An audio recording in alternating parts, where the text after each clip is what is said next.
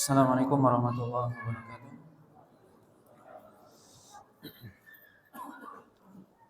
Innal hamdalillah nahmaduhu wa nasta'inuhu wa nastaghfiruh wa na'udzu billahi min shururi anfusina wa sayyiati a'malina. May yahdihillahu fala mudilla lahu wa may yudlil fala hadiya lahu.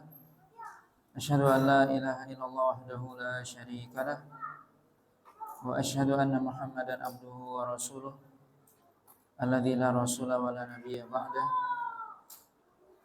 Ya ayyuhalladzina amanu taqullaha haqqa tuqatih wa la tamutunna illa wa antum muslimun. Amma ba'd. Bapak dan Ibu kaum muslimin dan kaum muslimat yang dirahmati oleh Allah Subhanahu wa taala. Pada malam hari ini kita lanjutkan pembahasan dari kitab Sahih Muslim, yaitu masih dalam pembahasan Kitabul Hajj.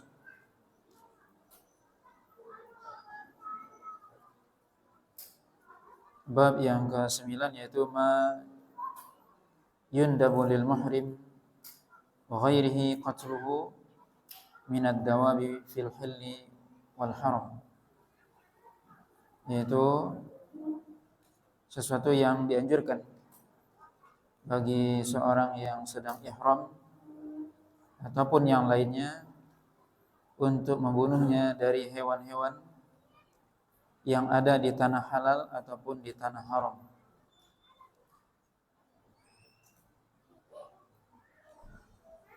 Judul bab ini disebutkan oleh Imam Nawawi ma yundabu, yaitu sesuatu yang dianjurkan bagi seorang yang muhrim yang sedang berihram,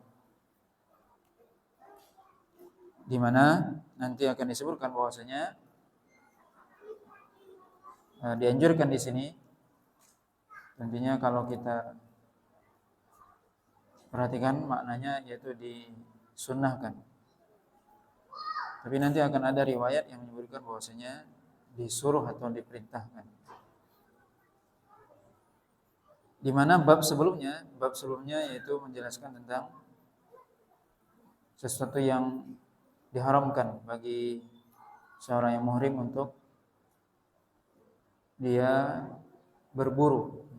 Di bab sebelumnya tentang berburu, bahwasanya orang yang sedang ihram baik haji ataupun umrah dilarang dia untuk berburu. Ya, berburu berarti dia membunuh hewan tersebut. Yang mana berburu itu adalah membunuh atau menangkap hewan yang tentunya dibolehkan untuk dimakan. Adapun bab sekarang adalah bab sesuatu yang diperintahkan untuk dibunuh. Yang mana tentunya sesuatu yang diperintahkan dibunuh berarti tidak halal untuk dimakan. Dalam bab ini disebutkan oleh Imam Muslim hadis yang pertama dari Aisyah radhiyallahu taala anha, taqulu sami'tu Rasulullah sallallahu alaihi wasallam yaqul arba'un kulluhunna fawasiqu yuqtalna fil hilli wal haram, al-hida'atu wal ghurabu wal faratu wal kalbul aqur. Qala faqultu lil Qasim afara'aita al-hayyata qala tuqtalu bi sughrin laha. Hadis ini yang disebutkan dari ibunda kita Aisyah radhiyallahu taala anha yang diriwayatkan oleh seorang tabi'in Qasim bin Muhammad. Beliau mengatakan, saya mendengar Aisyah istri Nabi berkata bahwasanya aku mendengar Rasulullah SAW bersabda, 4 yang seluruhnya adalah fawasik, yaitu hewan yang dikategorikan fasik, di mana dibunuh hewan tersebut atau dibolehkan dibunuh di tanah yang halal ataupun yang haram.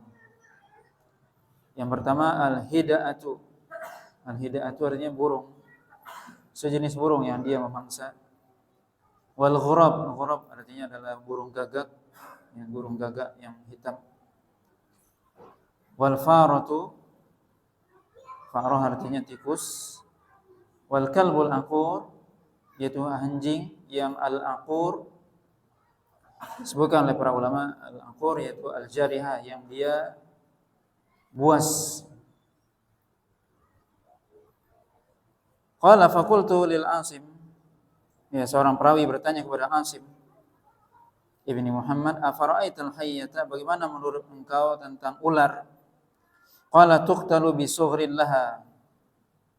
Maka Qasim bin Muhammad mengatakan bahwasanya ular juga dibunuh dengan segala bentuk kehinaannya. Kemudian riwayat selanjutnya dari Sa'id bin Musayyib dari Aisyah radhiyallahu taala anha an Nabi sallallahu alaihi wasallam annahu qala khamsun fawasiqu yuqtalna fil hilli wal haram al-hayyatu wal ghurabul abqa wal faratu wal kalbul aqur wal hudayya. Hadis juga dari Aisyah radhiyallahu taala anha bahwasanya Nabi sallallahu alaihi wasallam bersabda, 5 hewan yang dianggap fasik yang dibunuh di tempat yang halal atau di tanah yang halal ataupun di tanah yang haram. Yang pertama al-hayyah yaitu ular. Kemudian yang kedua al-ghurab al-abqa yaitu gagak hitam yang dia al-abqa disebutkan oleh para ulama termasuk Imam Nawawi yang memiliki garis hitam garis putih di atau belang putih di punggung dan lambungnya. Wal faratu dan juga tikus, wal kalbul aqur ya anjing yang buas atau liar, dan wal hudayya yaitu burung yang memangsa.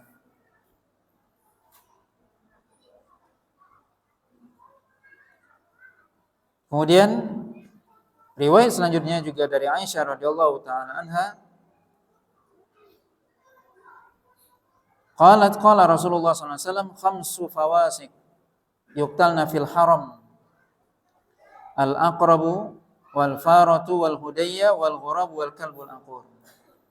Kata Rasulullah SAW, 5 hewan yang fasik yang dibunuh di haram, di tanah haram. Dalam riwayat ini hanya disebutkan di tanah haram. Tentunya kalau seandainya diperbolehkan untuk dibunuh di tanah haram, tentunya di tanah halal lebih lagi.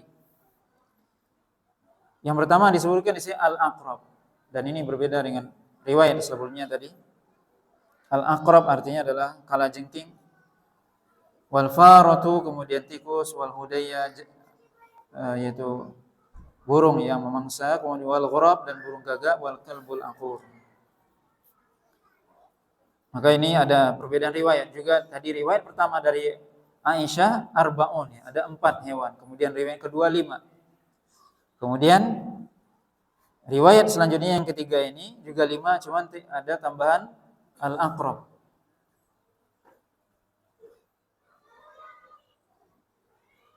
Kemudian ya riwayat selanjutnya ini semua ya riwayat disebutkan oleh Imam Muslim juga dari semuanya adalah dari Aisyah radhiyallahu taala anha yang menyebutkan semuanya 5 hewan yang diperintahkan untuk dibunuh ya, di tanah halal ataupun tanah haram.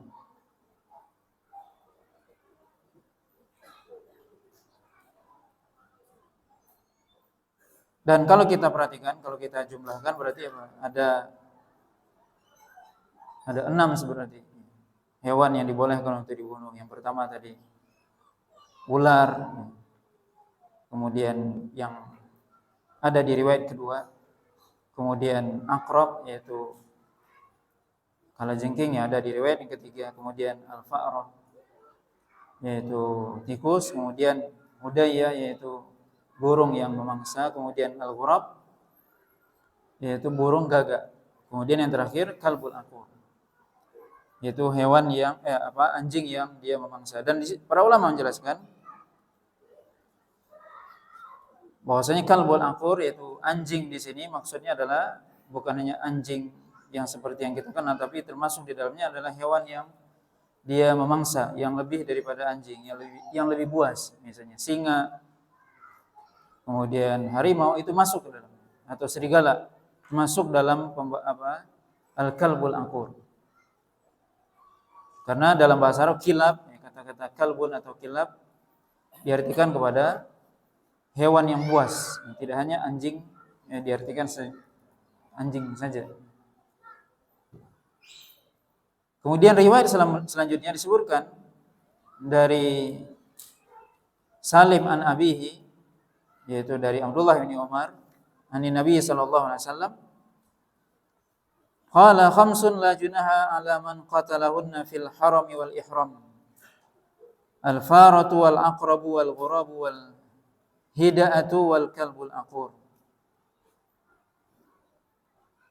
Hadis ini dari Abdullah bin Umar, di mana Rasulullah SAW bersabda, 5 hewan yang tidak ada dosa bagi orang yang membunuhnya, baik di tanah haram ataupun dia dalam keadaan ihram. Maka ini perbedaan riwayat, di tanah haram ataupun dia sedang ihram. Yaitu al-faratu artinya tikus, wal aqrab kalajengking, wal ghurab burung gagak, wal hida'ah yaitu burung yang memangsa, kemudian al-kalbul aqur yaitu anjing. Dalam hadis ini Nabi mengatakan khamsun la junaha ala man qatalahunna, 5 hewan yang tidak ada dosa bagi orang yang membunuhnya. Maka para ulama menjelaskan ketika disebutkan la junaha artinya tidak ada dosa, maksudnya adalah boleh untuk dibunuh ya di tanah haram ataupun sedang ihram. Kemudian riwayat selanjutnya juga disebutkan dari Abdullah bin Umar, qala Rasulullah SAW, khamsun minad dawabi kulliha fasiqun la haraja ala man qatalahunna, yaitu 5 hewan yang semuanya adalah fasik, tidak ada dosa bagi orang yang membunuhnya. Kemudian menyebutkan riwayat yang sama dari hadis sebelumnya.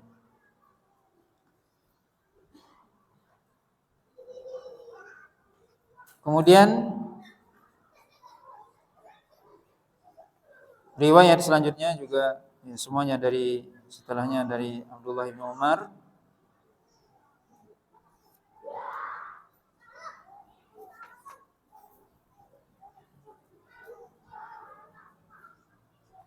di mana satu riwayat dari Abdullah bin Umar yang menyebutkan bahwasanya sa'ala rajulun ibna Umar ma yuqtalu ar-rajul minad dawabi wa huwa muhrimun. Qala hadathatni ihda niswatin Nabi sallallahu alaihi wasallam annahu kana ya'muru bi qatlil kalbil aqur wal farati wal aqrabi wal hudayya wal ghurab wal hayya. Qala wa fis shalah. Salah satu riwayat dari riwayat Abdullah bin Umar, yaitu di mana ada seorang yang bertanya kepada Abdullah bin Umar, apa yang dibolehkan bagi seorang ketika dia berihram, apa yang dibolehkan untuk dia bunuh dari hewan yang melata. Maka Abdullah bin Umar mengatakan, telah menceritakan kepadaku salah seorang istri Nabi SAW bahwasanya Rasulullah SAW ya'mur. Di sini disebutkan ya'mur artinya menyuruh. Maka riwayat Abdullah bin Umar ini menyebutkan dengan jelas ya, menyuruh. Berarti kita diperintahkan membunuh. Kalau riwayat sebelumnya la junah artinya tidak berdosa, artinya boleh. Sebelumnya juga riwayat Aisyah khamsu fawasik yuqtalna fil haram wal hil.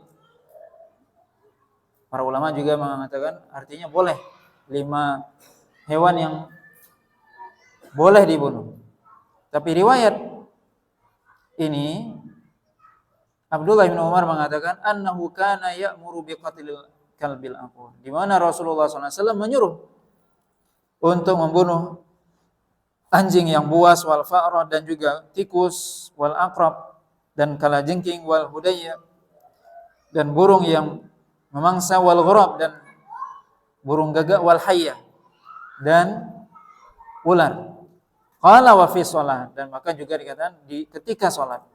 Boleh seorang membunuh hewan tersebut ketika salat. Ini menunjukkan bahwasanya ini diperintahkan.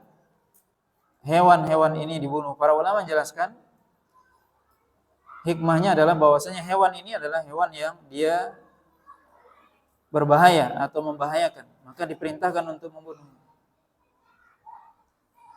Diperintahkan untuk membunuh. Maka di sini disebutkan di semua riwayat menyifati bahwasanya hewan ini adalah fawasik atau fasik. Di mana fasik artinya adalah di mana hewan ini disifati dengan kefasikan. Apa arti fasik? Secara bahasa para ulama menjelaskan fasik artinya adalah al-khuruj, yaitu keluar. Itu artinya al-khuruj min ta'atillah, keluar dari ketaatan. Makanya seorang dikatakan fasik ketika dia tidak taat. Ketika dia tidak taat disebut fasik. Perintah tidak dikerjakan, larangan malah dia lakukan, itu disebut fasik. Maka hewan-hewan ini diperintahkan untuk dibunuh karena memang dia termasuk yang membahayakan sampai disifati fasik. Maka boleh untuk dibunuh baik di tanah halal ataupun di tanah haram. Kalau di tanah haram dibolehkan, apalagi seorang ketika sedang ihram boleh membunuhnya.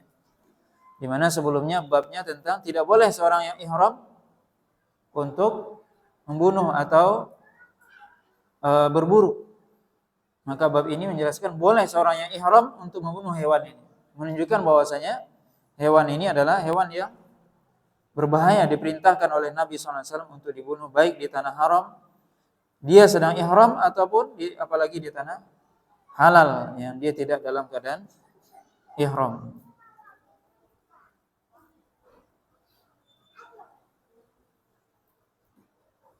Kemudian bab selanjutnya yaitu bab tentang jawazu halqir ra'si lil muhrimi idza kana bihi adan, wujubul fidyati li halqihi wa bayani qadriha. Yaitu bab tentang bolehnya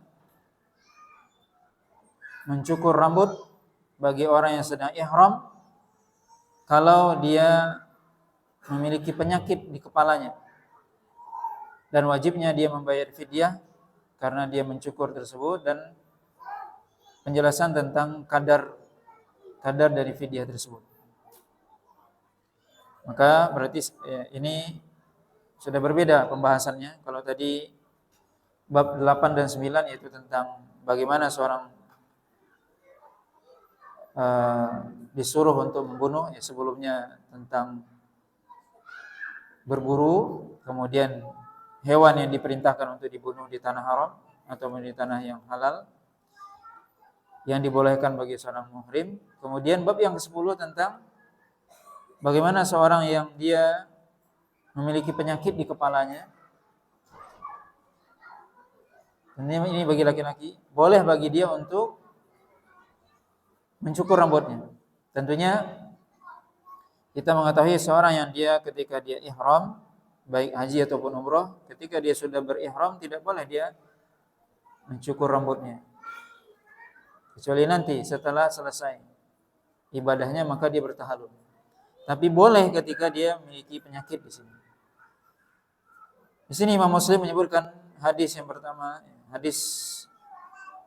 semua hadis dalam bab ini dari seorang sahabat yang bernama Ka'ab ibnu Ujrah radhiyallahu ta'ala anhu qala ata alayya Rasulullah sallallahu alaihi wasallam zaman al-Hudaybiyah wa ana qad ukhidu tahta qidrin li wa qala abi Rabi' burmatin li wal qumalu yatanathar ala wajhi faqala ayu'dhika hawamu ra'sika qultu na'am qala fahlik wa sum thalathata ayyamin wa at'im sittata masakin au unsuk nasikatan.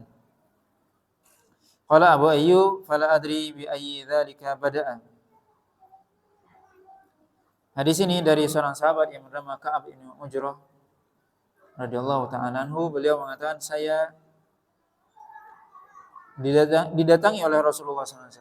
Saya didatangi oleh atau Rasulullah SAW datang kepada saya ketika zaman Hudaybiyah. Sedangkan saya berada ketika itu di bawah kidrin li, ya, di bawah tempat masak atau ya tempat masak. Sedangkan kutu, ya kumal, yaitu berjatuhan di wajahku, kutu kepala maksudnya. Maka Rasulullah SAW mengatakan, apakah kamu merasa bahwasanya hewan-hewan ini menyakitimu?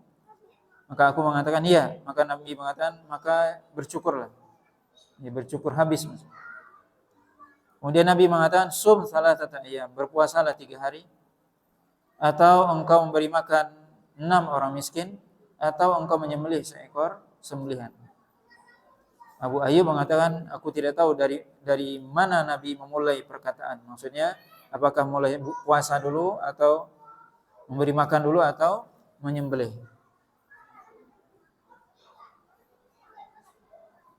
Dalam riwayat selanjutnya, Ka'ab mengatakan, qala fiyya unzilat hadhil ayat. Ka'ab mengatakan, sesungguhnya ayat ini, yaitu firman Allah dalam surah Al-Baqarah ayat 196. Allah SWT berfirman, faman kana minkum maridun aw bihi adza min ra'si fa fidyatun min siyamin aw shadaqatin aw nusuk. Kata Ka'ab bin Ujrah, sesungguhnya ayat ini, yaitu ayat 196 dari surah Al-Baqarah, itu turun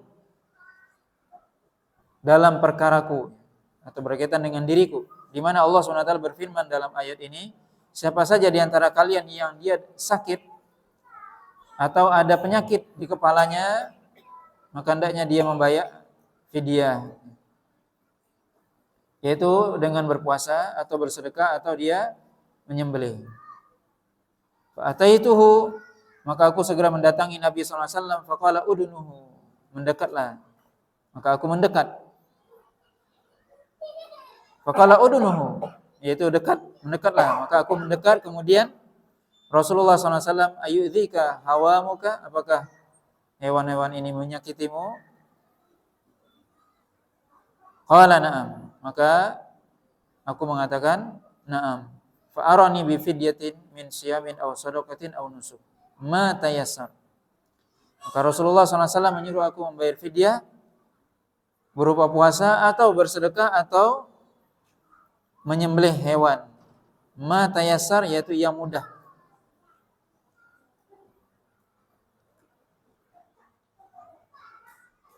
Riwayat selanjutnya, ya juga dari Ka'ab bin Ujrah, Nabi mengatakan, sum salatati ayyamin au tasaddaq bi faraqin baina sittati masakin au nusukin ma tayassar. Awin sub, ya, ma tayassar. Kata Nabi, berpuasalah 3 hari atau bersedekah dengan dibagikan di antara 6 orang miskin, atau menyembelih yang mudah. Maka hadis ini, riwayat ini menjelaskan lagi bahwasanya berpuasa 3 hari atau dia memberi makan 6 orang miskin. Kalau tadi hanya masih umum.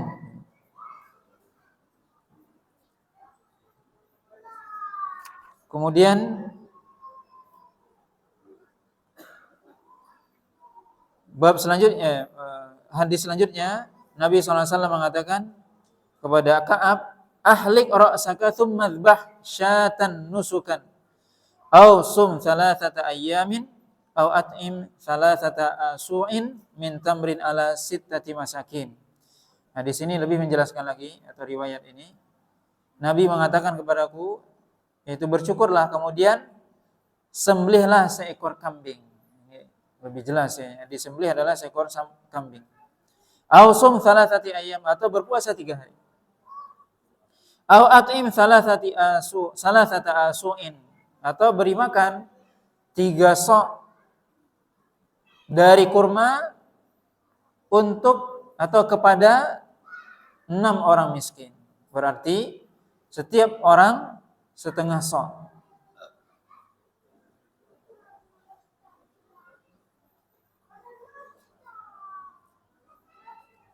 Maka hadis ini, ya, menjelaskan hadis sebelumnya, yaitu bagi orang yang dia ketika berihram kemudian dia ternyata ada sakit di kepalanya, kemudian dia mengharuskan dia untuk bercukur habis,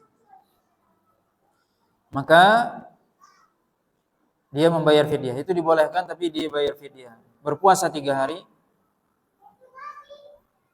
kemudian atau kalau enggak dia memberi makan 6 orang miskin, tetapi setiap orangnya setengah sok. Jadi semuanya adalah 3 sok. Atau dia menyembelih seekor kambing. Para ulama menjelaskan bahwasanya ya, dia berpuasa boleh di mana saja. Tapi kalau dia menyembelih, ya menyembelih dia di tempat dia sakit tersebut atau di mana dia bercukur tersebut. Begitu juga memberi makan orang miskin di tempat dia bercukur itu. Adapun berpuasa boleh di mana saja. Maka ini tentunya bagi orang yang dia memang membutuhkan, karena hukum asal ya seorang tidak boleh dia bercukur ketika dia sudah memakai pakaian ihram. Ini bagi orang yang dia memang bercukur dan memang dia membutuhkan. Kemudian bab selanjutnya itu bab jawazul hijamah lil muhrim, yaitu bolehnya seorang yang muhrim atau berihram hijamah, berbekam, ya, bekam. Hadis dari Abdullah bin Abbas radhiyallahu taala anhuma anna Nabiy sallallahu alaihi wasallam ihtajama wa huwa muhrimun.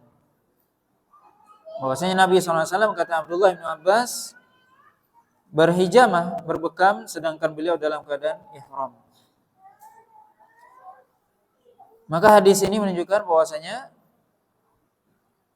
seorang ketika dia berhijamah dibolehkan kalau memang itu dibutuhkan.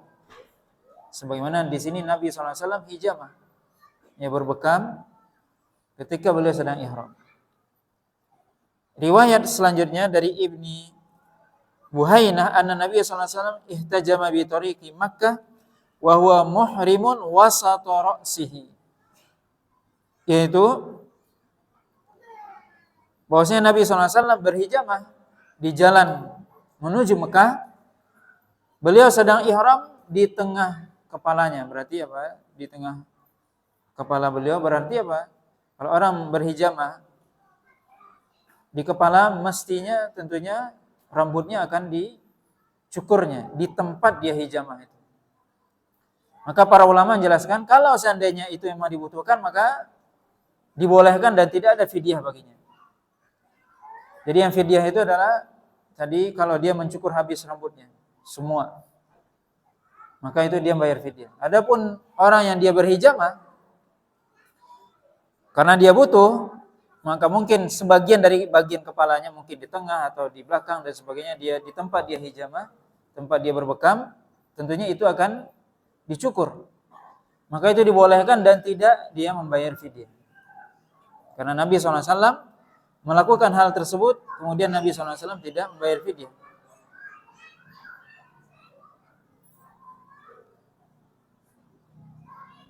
Kemudian juga bab selanjutnya, bab bolehnya bagi seorang muhrim mengobati matanya atau ya meletakkan sesuatu di matanya kalau dia memang butuh sakit mata. Di sini disebutkan riwayat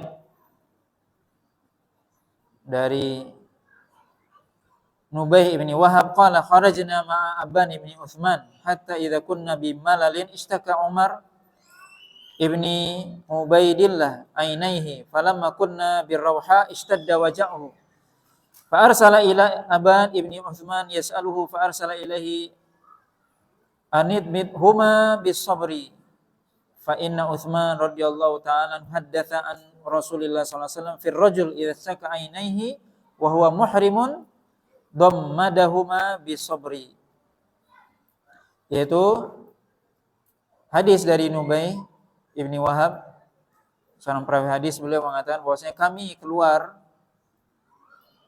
bersama Aban ibni Utsman ibni Affan. Sampai ketika kami berada di sebuah tempat namanya Malal, kemudian ada seorang yang bernama Ubaid ibnu Abdillah, yaitu sakit matanya, kedua matanya. Sampai di suatu tempat namanya Rauha, bertambah sakit. Maka kemudian diutus seseorang kepada Aban ibni Utsman untuk bertanya. Maka kemudian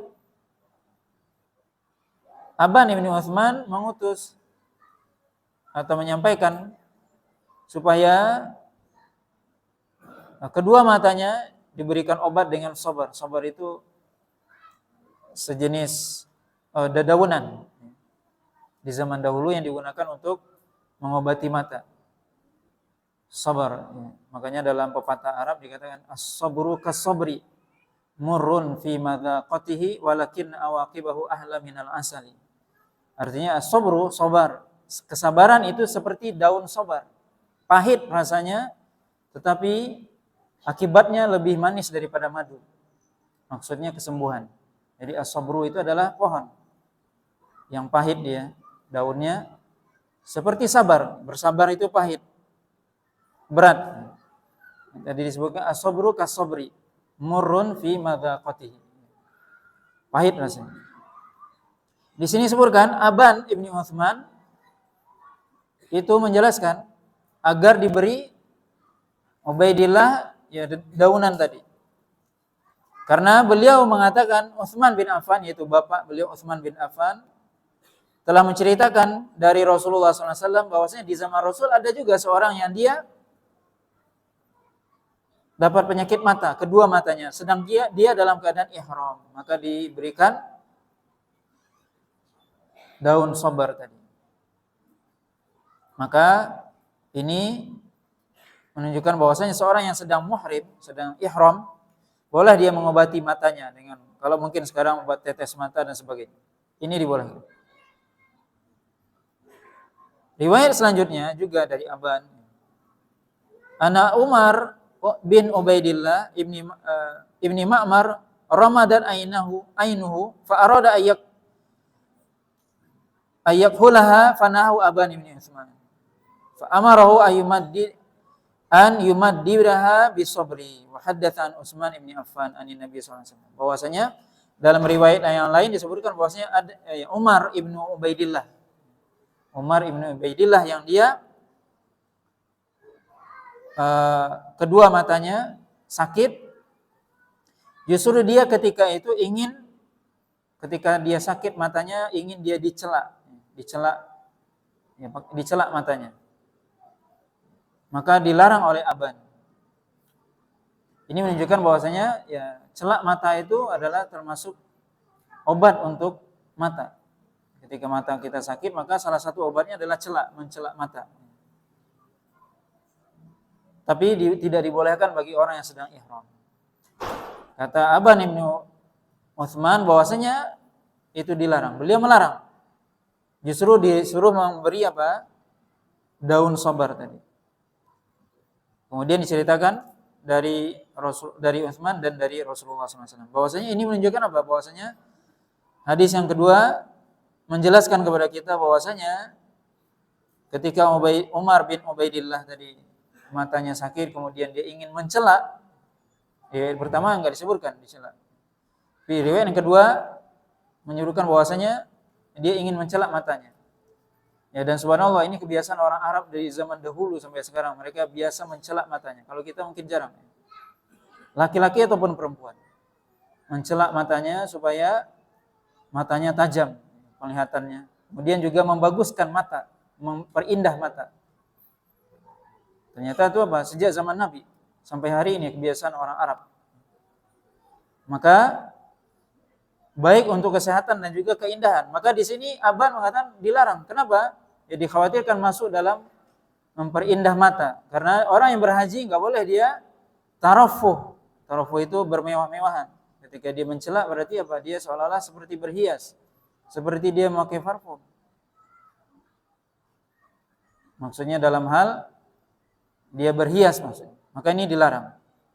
Maka boleh dengan obat. Maka di sini menunjukkan bahwasanya seorang yang ketika dia berihram, ya dia kalau matanya sakit maka boleh dia mungkin kalau zaman kita pakai obat tetes dan sejenisnya. Tapi dilarang memakai celak, ya, karena itu ya wallahu alam disebutkan oleh para ulama adalah termasuk tarafuh, yaitu bermewahan atau berhias, dan itu dilarang ketika ihram.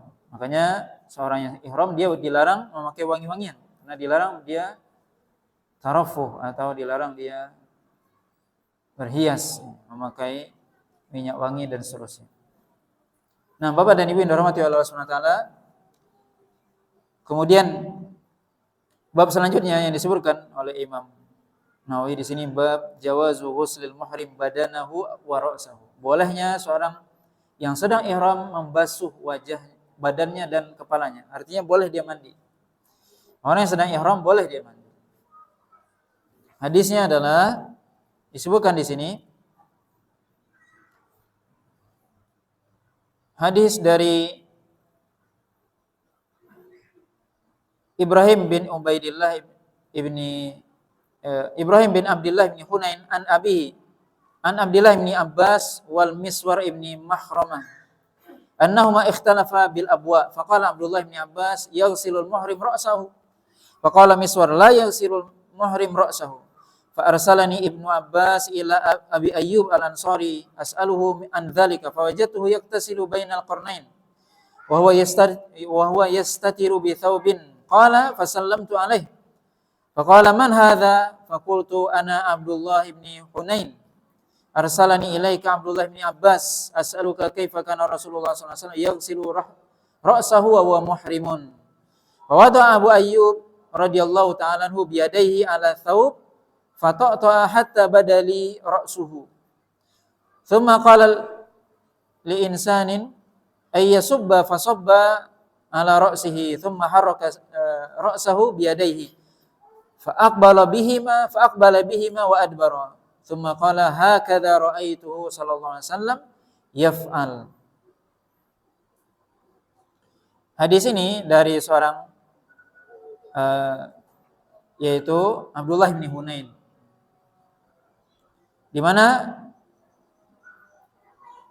Abdullah bin Abbas dan Miswar ibni Makhramah keduanya berselisih pendapat. Abdullah bin Abbas dan Miswar ibni Makhramah berbeda pendapat ketika mereka berada di sebuah tempat namanya Abwa. Berbeda pendapat tentang apa? Bolehkah orang yang muhrim membasuh kepalanya? Abdullah bin Abbas mengatakan boleh seorang muhrim, orang yang sedang berihram membasuh kepalanya. Miswar mengatakan enggak boleh. Kemudian kata Abdullah bin Hunain, Abdullah bin Abbas kemudian mengutusku kepada Abu Ayyub al-Ansari untuk bertanya kepada beliau tentang hal tersebut. Kemudian aku mendapati, ketika aku pergi, ternyata aku mendapati Abu Ayyub sedang mandi di antara dua qarnain. Maksudnya adalah kata para ulama, kata Imam Nawawi, yaitu ini di zaman dahulu. Qarnain itu maksudnya sumur yang kemudian di atas sumur itu diberi kayu, dua kayu, sebagai apa? Pelindung supaya orang enggak masuk ke dalamnya. Wa huwa yastatiru bi thawbin, sedangkan dia mandi ditutupi oleh kain. Dia mandi, orang dahulu dia mandi ditutup dengan kain saja. Fasallamtu alaihi, aku mengucapkan salam kepadanya, kemudian dia mengatakan, man hadza, siapa ini? Maka aku mengatakan, ana Abdullah bin Hunain. Aku adalah Abdullah bin Hunain. Telah mengutus kepada aku Abdullah bin Abbas telah mengutusku kepadamu agar aku bertanya kepada engkau bagaimana Rasulullah SAW membasuh kepalanya sedangkan beliau dalam keadaan ihram. Kemudian Abu Ayyub meletakkan kedua tangannya di kain tersebut, kemudian dia merendahkan kain tersebut sehingga terlihat kepalanya. Ya, dia lagi mandi ditutup. Kemudian direndahkannya kain penutupnya itu, kemudian sehingga kelihatan kepalanya. Kemudian dia mengatakan kepada orang yang ada di dekatnya, agar dia menuangkan air. Maka kemudian orang tersebut menuangkan air ke kepalanya, kemudian dia menggerakkan kepalanya dengan kedua tangannya, fa'aqbala bihima wa adbar, yaitu ke depan dan ke belakang. Kemudian dia mengatakan, hakadza ra'aitu Rasulullah sallallahu alaihi wasallam yaf'al. Beginilah aku melihat Rasulullah sallallahu alaihi wasallam melakukannya. Hadis ini menjelaskan kepada kita banyak faedah sebenarnya, hadis ini dan juga hadis sebelumnya tadi. Hadis Aban dan juga hadis ini. Di mana hadis Abdullah bin Abbas ini menjelaskan kepada kita bahwasanya boleh orang yang sedang berihram untuk membasuh kepalanya atau dia mandi. Boleh. Kemudian faedah dari hadis ini juga dan juga hadis sebelumnya, hadis Aban, bahwasanya seorang ketika dia tidak tahu hendaknya dia bertanya. Ini tadi bisa kita lihat dalam hadis sebelumnya tentang orang yang dia Ubaidillah tadi. Umar bin Ubaidillah yang dia sakit mata. Gimana? Apa dia mau mencela matanya? Tapi dia bertanya terlebih dahulu. Maka seorang ketika dia tidak tahu hendaknya bertanya. Di sini bisa kita lihat juga Abdullah bin Abbas bertanya kepada Abu Ayyub Al-Ansari dengan mengutus seorang. Artinya apa? Ya, seorang ketika dia tidak tahu dia boleh bertanya dan itu memang seharusnya seperti itu.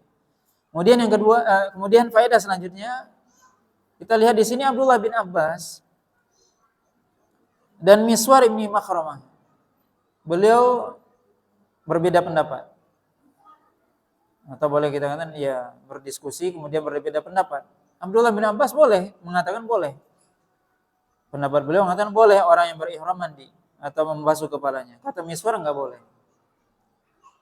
Dan subhanallah kita bisa lihat ya tawadhu'nya Abdullah bin Abbas, beliau mengutus seorang kepada Abu Ayyub Al-Ansari, sahabat yang lebih senior daripada beliau, untuk bertanya, menanyakan perihal mana yang lebih benar. Pendapat mana yang lebih benar? Ternyata yang benar adalah pendapat Abdullah bin Abbas. Maka di akhir hadis sebenarnya disebutkan dalam riwayat selanjutnya, faqala al-Miswar ibn Abbas la umarika abadan. Miswar mengatakan kepada Abdullah bin Abbas, saya tidak akan mendebat kamu selamanya. Ya, karena Abdullah bin Abbas termasuk sahabat Nabi yang faqih. Maka di sini bisa kita lihat bagaimana seorang ya sahabat berbeda pendapat, maka mereka dalam hal ini tidak membuat mereka berpecah belah ataupun berbeda pendapat, tapi tidak membuat hubungan silaturahim mereka pecah ataupun putus. Ketika dia tahu yang benar adalah saudaranya, dia mengakui. Maka dalam hal ini apa? Boleh seorang kita berdiskusi mencari kebenaran. Yang tidak boleh adalah ta'assub. Dan kalau kita sudah tahu kebenaran, kita mengakui dan mengikuti. Di sini bisa kita lihat bagaimana para sahabat, dan kita bisa lihat itu sejarah bagaimana para sahabat di antara mereka berbeda pendapat dalam beberapa hal, tapi itu tidak membuat mereka saling tahajur, maksudnya saling boikot di antara mereka atau memutuskan silaturahim, tidak. Tetap mereka berbaikan. Permasalahan beda pendapat tidak ada masalah. Ini menjaga sikap, ini penting. Di sini bagaimana kita lihat Abdullah bin Abbas dan Miswar bin Makhramah. Kemudian juga faedah dari hadis ini, ketika berbeda pendapat kita boleh bertanya kepada yang lebih senior. Di sini apa? Kita lihat di sini Abdullah bin Abbas menyuruh untuk mengutus untuk bertanya kepada yang lebih senior, yaitu Abu Ayyub Al-Ansari. Kemudian faedah dari hadis ini juga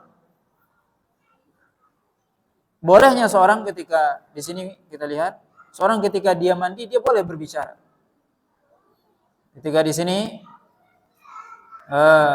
Abdullah bin Hunain mendapati Abu Ayyub Al-Ansari sedang mandi, maka beliau bertanya, bagaimana tata cara Nabi membasuh kepalanya ketika beliau ihram. Maka Abu Ayyub mempraktekkan. Ini menunjukkan boleh kalau memang itu dibutuhkan tentunya.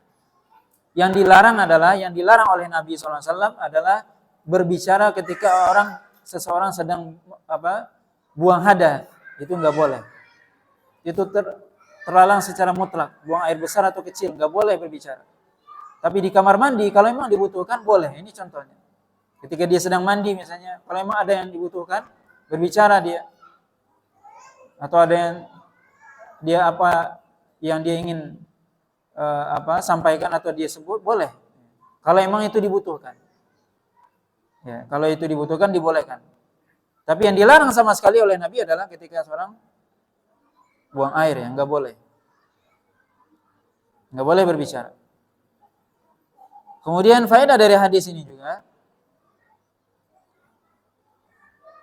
yaitu seorang ketika dia ditanya, kita misalnya ini adab juga. Ketika kita ditanya seorang, man hadza atau man anta, siapa kamu misalnya. Ini dalam hal baik di dunia nyata atau dunia maya di zaman kita juga. Kita misalnya bertamu ke rumah orang, kemudian ketuk pintu, kemudian tamunya tuan rumah bertanya, siapa? Jangan bilang saya, tapi sebut nama. Sebagaimana di sini sebutkan apa? Ana Abdullah bin Hunain. Saya adalah Abdullah bin Hunain. Itu adab. Sebab Nabi pernah juga didatangi oleh seorang sahabat, kemudian Nabi bertanya, Nabi di dalam rumah, kemudian diketuk pintu beliau, kemudian Nabi bertanya, siapa? Sahabat itu mengatakan, ana. Kemudian Nabi mengatakan, ana. Saya siapa? Maka kita hendaknya memperkenalkan diri, dan itulah fungsi nama. Sebagian orang juga kita lihat di dunia maya termasuk. Ketika dia chat misalnya, kita belum pernah kenal, harusnya apa? Adabnya Assalamualaikum, saya fulan bin fulan, begitu harusnya. Saya ingin bertanya, kan enak, bagus. Sebutkan nama. Atau di grup juga kita lihat tidak ada namanya, cuma titik. Itu apa maksudnya? Anda ingin majhul berarti. Tujuan dikasih nama apa? Supaya kita saling kenal. Benar atau tidak? Kalau enggak, ya berarti namanya titik sudah. Cuma titik namanya. Apa fungsi nama buat dikenal? Itu enggak bagus ya. Kenapa Anda menyembunyikan identitas? Ada yang berarti ada yang enggak beres. Anda yang disembunyikan, itu kan bukan rahasia. Bukan aib ya nama. Maka hal ini termasuk adab sebenarnya. Di sini bisa kita lihat, ya walaupun ini dunia nyata, dunia maya termasuk di zaman kita. Karena di zaman Nabi kan tidak ada dunia maya. Tapi apa? Ini termasuk ya. Ketika seorang bertanya, siapa? Ana. Kata Nabi, siapa? Ana. Siapa Ana ini? Nah, disebutkan nama. Nah, itu fungsi nama ya di sini.